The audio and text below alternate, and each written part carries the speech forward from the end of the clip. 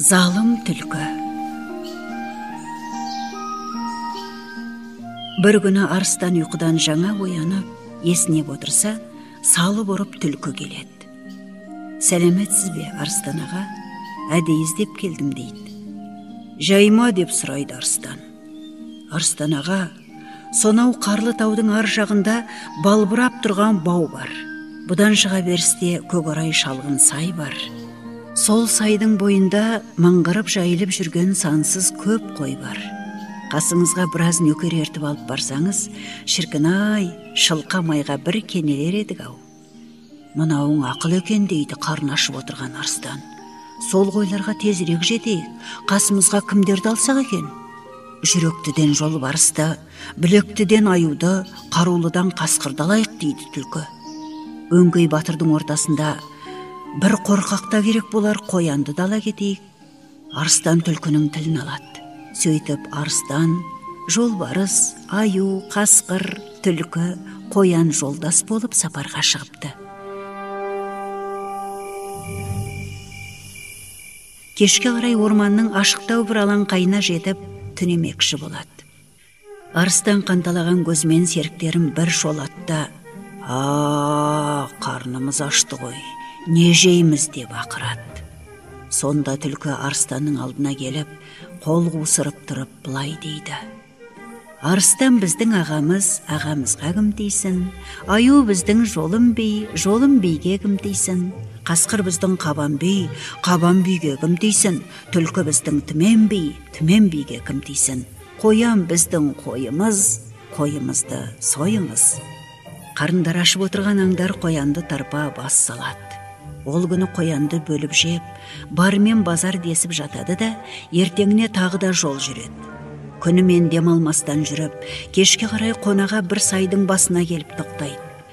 Арыстан түлкіге қарай бұрылып, қарнымыз ашты, не жейміз дейді. Түлкі қол қусырып тұра қалып былай дейді. Арыстан біздің ағамыз, ағамызға кім дейсің?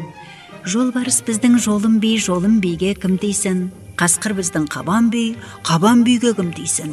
Түлкі біздің түмен би, түмен биге кім дейсің? Аю біздің қоңыр қой, қоңыр қойды жықта сой.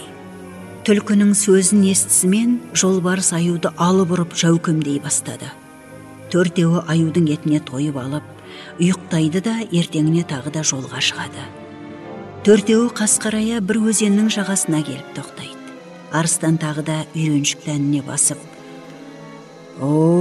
қарнымыз ашты ғой, не жейміз дейді. Сонда түлкі орнынан ұшып тұрып былай депті. Арыстан біздің ағамыз, ағамызға кім дейсің?